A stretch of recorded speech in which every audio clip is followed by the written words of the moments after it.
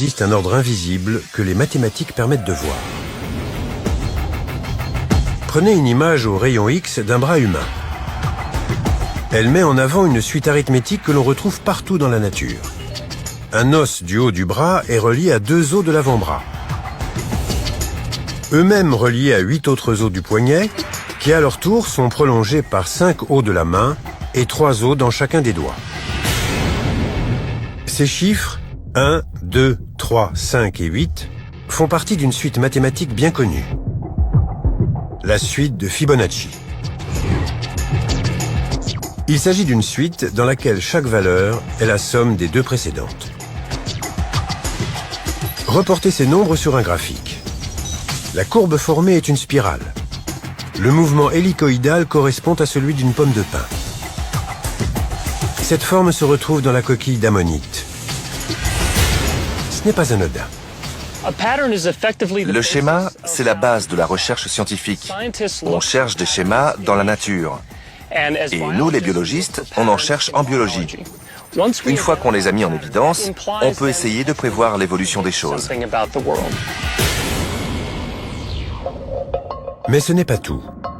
Prenez n'importe quel nombre de la suite de Fibonacci, divisez-le par celui qui le précède et vous obtiendrez un résultat proche de 1,618. Une valeur que l'on appelle le nombre d'or. Reprenons l'image du bras au rayon X. La différence de longueur entre l'avant-bras et la main est égale au nombre d'or. Et cela vaut aussi pour les 3 phalanges. Mais aussi pour notre ADN. Le rapport entre la longueur et la largeur d'un cycle complet de la double hélice de la molécule d'ADN est égal à ce nombre magique.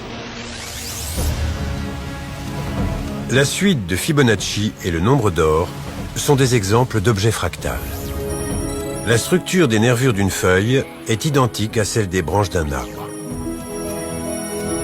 On a donc bien une même forme répétée à l'infini à une échelle toujours plus petite.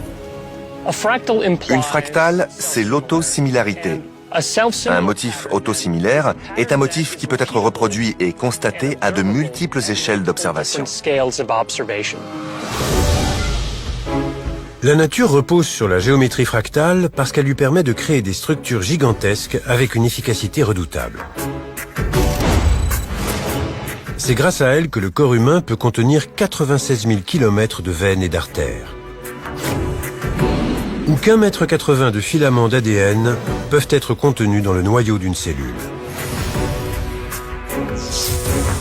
Si on mettait bout à bout la totalité de l'ADN d'un être humain, on obtiendrait une longueur de 6 400 000 km, soit une distance supérieure à celle qui nous sépare de Pluton.